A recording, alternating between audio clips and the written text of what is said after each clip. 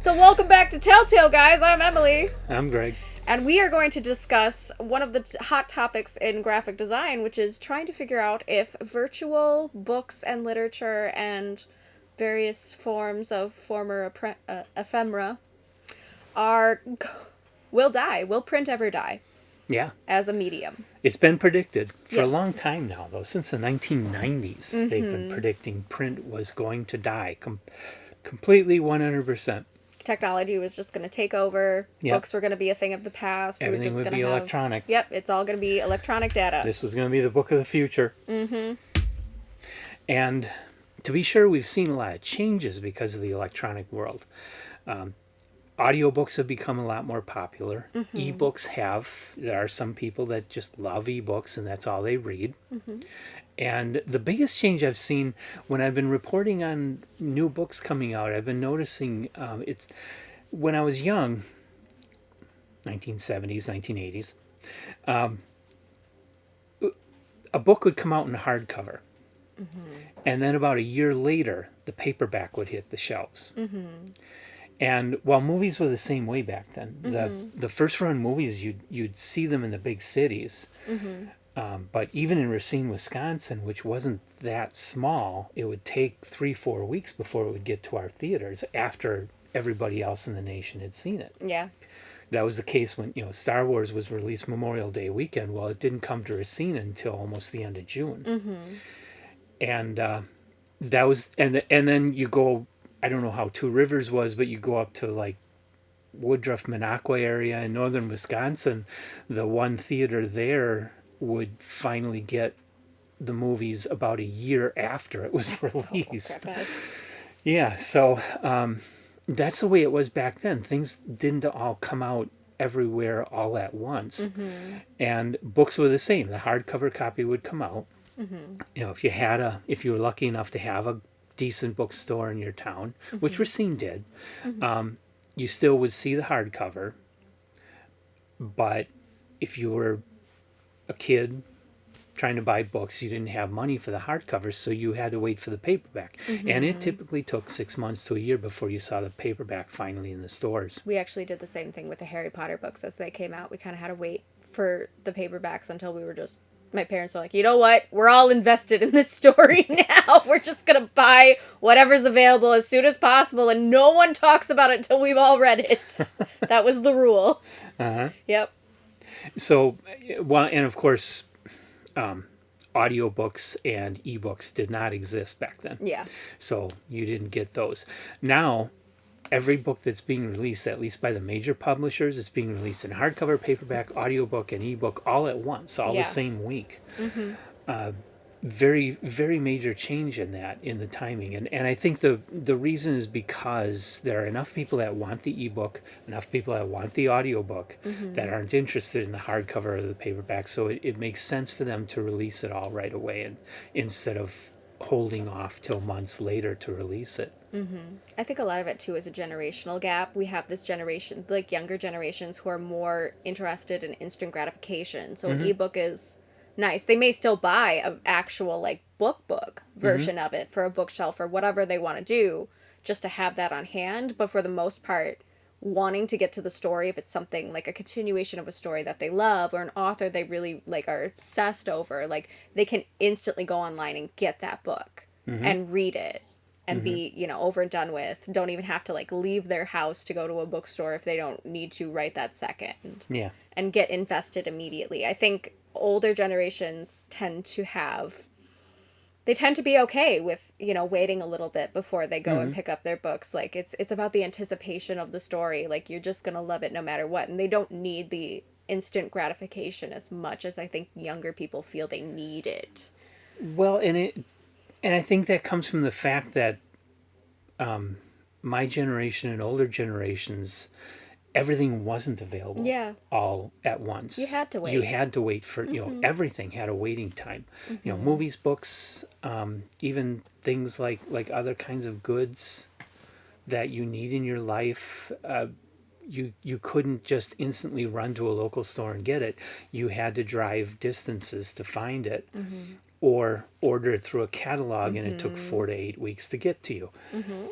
after you went to the bank and got a money order and mailed it in. So, Yeah. it could Everything was slower take process. months. Yeah. And so we just were used to that mindset. We were used to having to deal with that. Now you don't have to. You go online, pay it. We've got shipping infrastructures that can get it to you tomorrow. And we're used to that. So the younger generations, they don't want to wait 6 months for the book They for the haven't known paperback. a life where you had to wait for anything. You Yeah, could just go online and get it right. in whatever format you wanted. If you wanted the ebook, if you wanted whatever. Hmm. So yeah, increases in technology definitely played a factor. I think a lot the generational differences for Yeah. sure on how publishing and stuff has changed. And what we've seen in graphic design is that for businesses that were publishing catalogs or sell sheets or things like that, that was very expensive. And the moment they were done, they were already changing their Obsolete. product line. Yeah, unable to get certain products all of a sudden. And so, but it's in their printed catalog, and the expense to reprint that a week later would just kill businesses. Yeah. So they didn't. They put literature out there that was full of mistakes, full of inaccuracies, because things change so fast for business Yeah. that you can't keep up with it with a printed piece. So it has reached a point. There's still businesses that do printed catalogs. Like I still get catalogs from Easton Press and Folio Society mailed to me. Uline, yeah, Uline sends me Yeah. stuff all the time. B&H Photo Video has sent me catalogs recently. Like, it's a thing. Yeah, People so still do it. they still do it, but it in many ways it doesn't make sense anymore to do printed pieces for business. So a lot of and companies like I spent a little bit of time working at Northwestern Mutual, helping them create a fulfillment website where because most of their employees are out in the field, they're salespeople at offices all over the nation, and they need to get literature. So and they need to know what's available. So they wanted to make PDFs available for these guys to print off on their own print desktop printers. So I was hired to turn a lot of their InDesign files into PDFs and then upload to the system so that it would be more easily accessible to their salespeople and would save the company just gobs and gobs of money on printing and mailing. And so that just makes sense in that situation. And especially Johnson Diversey had a problem where their salespeople in the field would order sell sheets. They would just order a whole bunch of sell sheets, and then they wouldn't even use a quarter of them. They were finding just stacks and stacks of sell sheets in these And it all just people's ended up car being trunks waste. that were now Absolutely. outdated and had to just be thrown away. And the company, it's just money just being thrown into the garbage for no reason. So companies like that have made the smart decision to stop printing Yeah, things. to start going paperless.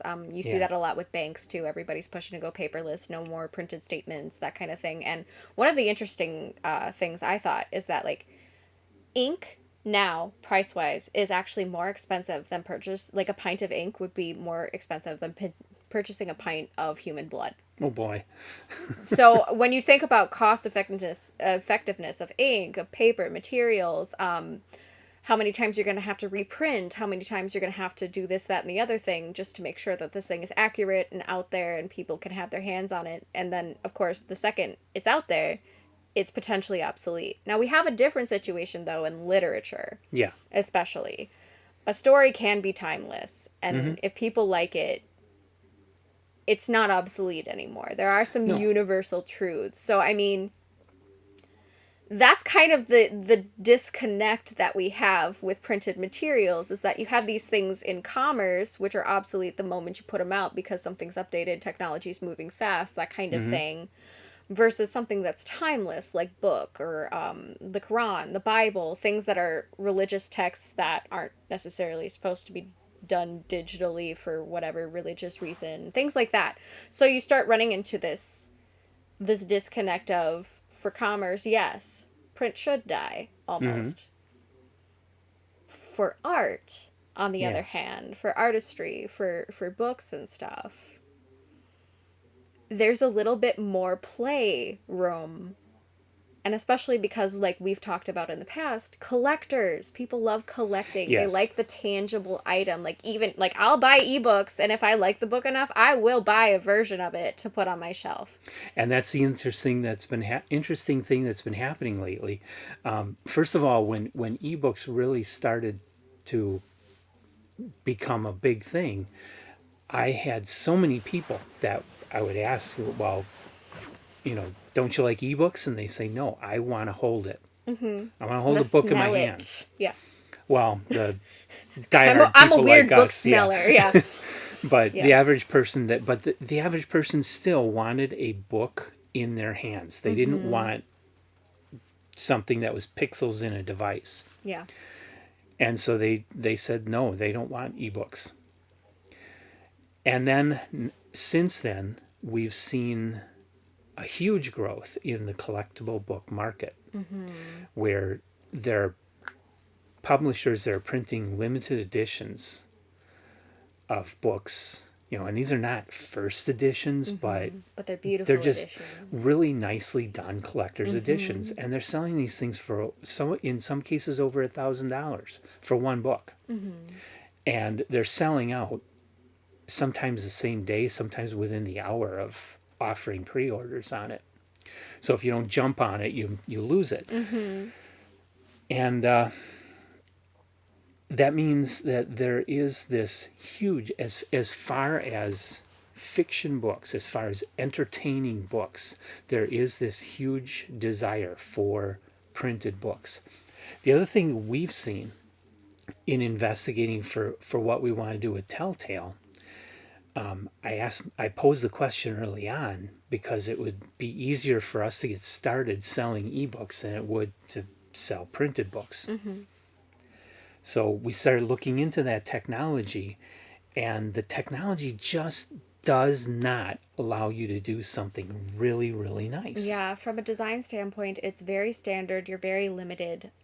You would if you wanted to make something spectacular, you would have to do a lot of time investment and make every book its own app, basically, with programming. Yeah, you can do it. Yeah, it's possible. It's just you can't get it to work with Kindle or Apple Books or Nook.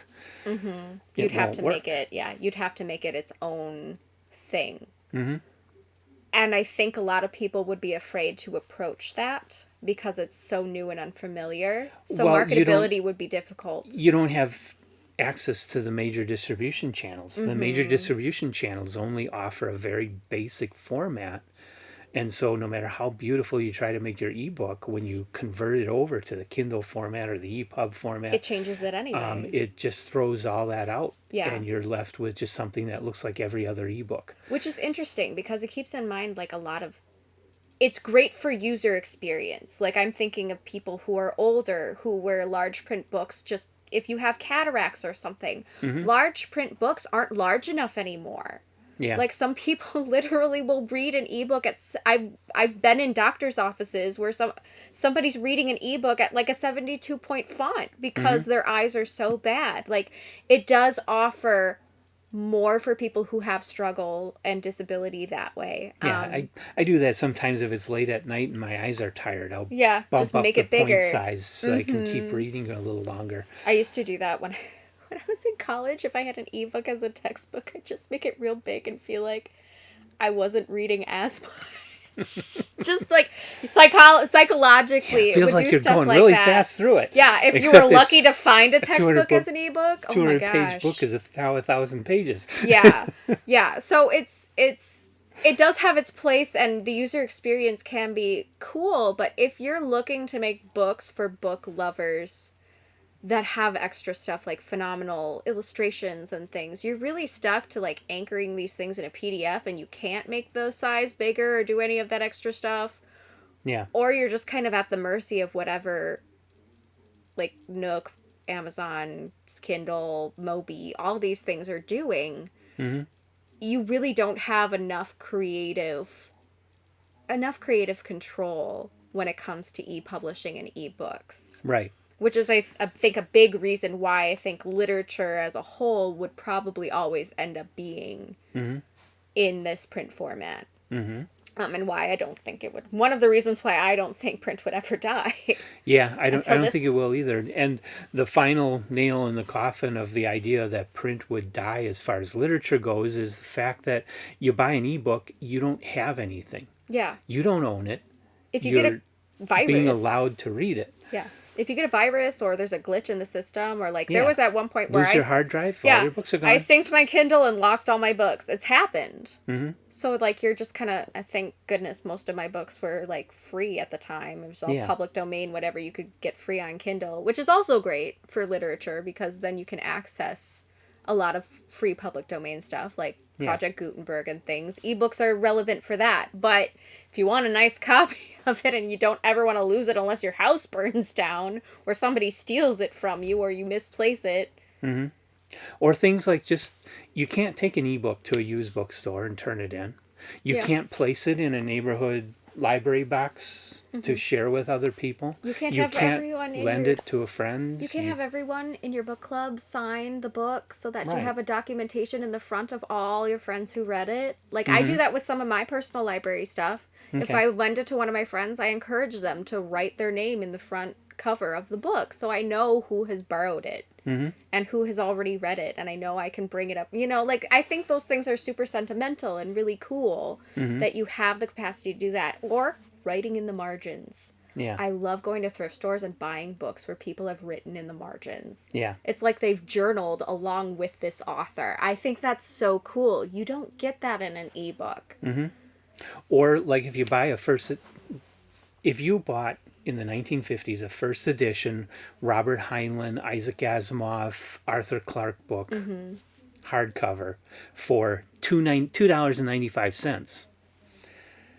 Those books are worth hundreds of dollars today. Yes. They have a return value. Ebooks will never do that. No. And until the technology improves where you can have more creative freedom with ebooks. But you still don't own it. Yeah, you still don't own it. The rights with digital properties stay with the creators. Yes. And you get to use it, but you can't resell it. It's not yours. You don't own anything for that money you spent. But on top of that, you run into the issue where, you've designed this ebook, and you're at the mercy of whoever's distributing it, Amazon or whatever formats they want. Mm-hmm. That's proving to me that the technology is not keeping up with what all customers want, just what average customers want. Mm-hmm. So you're running into this issue where, okay, so maybe they want to have cool illustrations in there, like you can't make a kid's book easily on ebook. I mean, it's possible, but it's not dynamic. It's not great. It's not tangible because, kids want something to do with their hands a lot when they're getting squirmy when you're reading. Mm-hmm.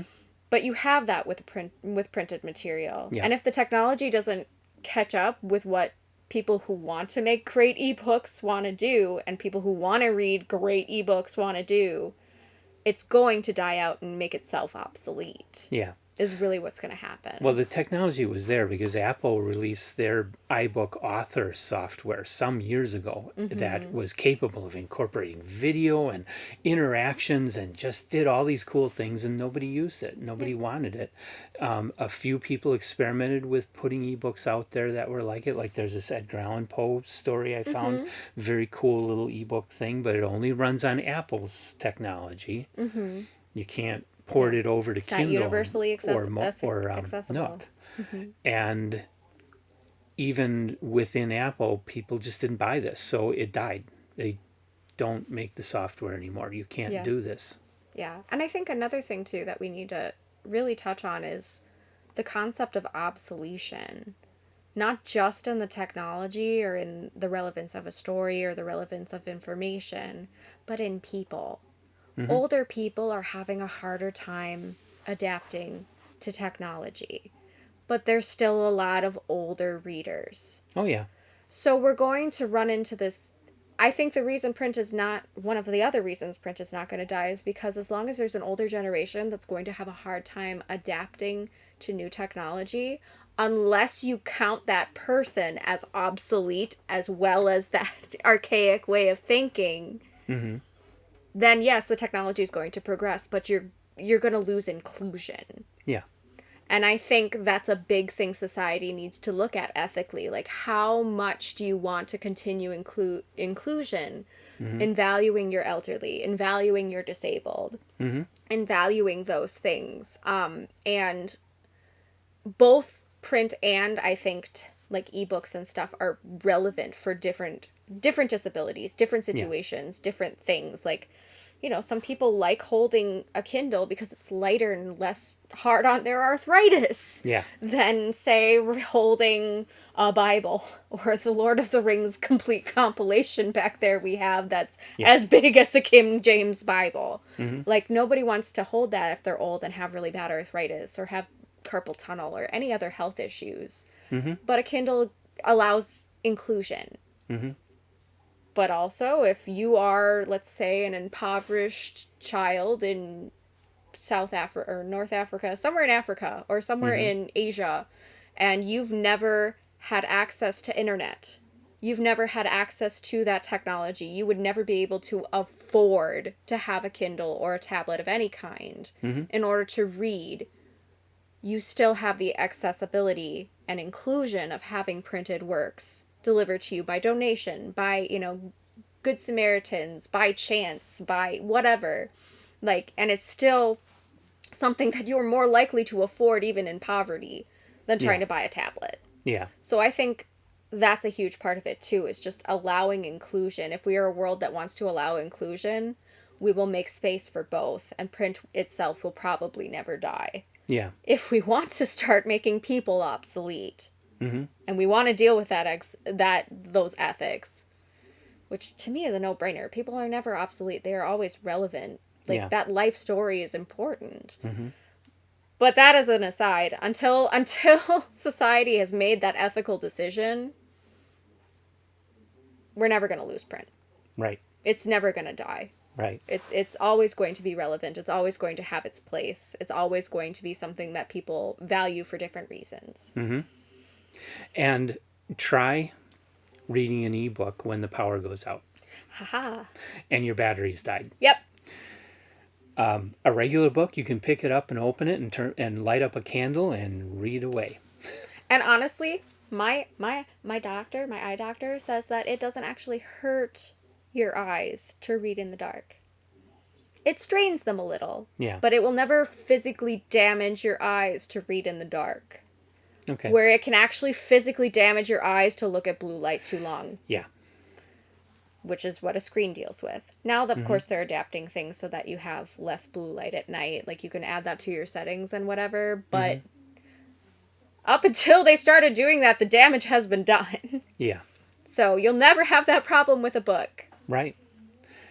So lots of good reasons why books, printed books, just are never going to die. It's our best It's our best, most portable technology for sharing information, especially in times when our electric power doesn't exist. If it should go down for some reason, or if coal should run out for some reason, or the apocalypse whatever, happens and everything shuts down. Yeah, the books will still be there. Unless you burn them to make a fire because the apocalypse happened and you gotta cook food. I mean, desperate times. Or there's a good episode of The Twilight Zone where I think it was Burgess Meredith was starring in it, one of the early episodes, where he's in a cellar or something and World War III happens. And because of where he was underground, he's the only one that survives. So, like a Last Man on Earth kind of thing. Yeah, and he loves reading. He absolutely loves reading, loves books, and so he's out wandering around and he comes across a library and there's just all these books. But then he gets excited and he's running up the steps and picking books up, and then he drops his glasses. No. And he has, Coke bottle glasses, so now he can't read any of them. Oh no. Typical Twilight Zone kind of twist. Oh no. But it does make the point that, those books will survive a lot of things where our computers won't. You can put out a computer real easy. Data can get lost just as much as a book can get lost when you think about it. Like, things can just die away. Not that it's not archived somewhere, but people forget things. Books can get lost just as much As an ebook could get lost on the internet, you know? Yeah, but remember the early days of books, Homer and the bards back then, that they didn't write it down. They remembered it, and they went around town to town reciting. Yep. That's the origin of literature. You can always go back to that, and then you don't even need paper or pen. And then you've got Fahrenheit 451. Exactly, where everybody memorizes a book. Yep. There you go. And becomes that book. I don't foresee it dying out anytime soon, at least in the next century. Exactly. So it's interesting to discuss, though, and it's interesting to follow the discussions about, just because as designers, a lot of the things we make aren't just digital platforms. A lot of it is physically printed, and the relevance of understanding whether print will die or not and why is a huge part of being a good designer, and understanding user experiences and what people want out of printed materials, or, you know, user experiences on, say, a computer even. A lot of what we read printed influences our experiences virtually as well. Oh, yeah. So they tie into each other, I think, so much that you can't eliminate the relevance of either, now that we've lived with both. So a lot of generations would have to die off, I think, for print to die off. And I don't know that it would ever be possible to have print die. But it's fun to talk about and try and figure out, because technology is doing some crazy cool stuff. Yeah. And it's super important to talk about the ethics of the crazy cool things that are happening with technology. Oh, yeah. So that's all I have to say. Yeah. That's all I got, too. Big subject, but print isn't going anywhere, and we're going to start contributing to it. Yay! I'm excited. Okay. Till next time. Yep. See ya. Bye. Bye.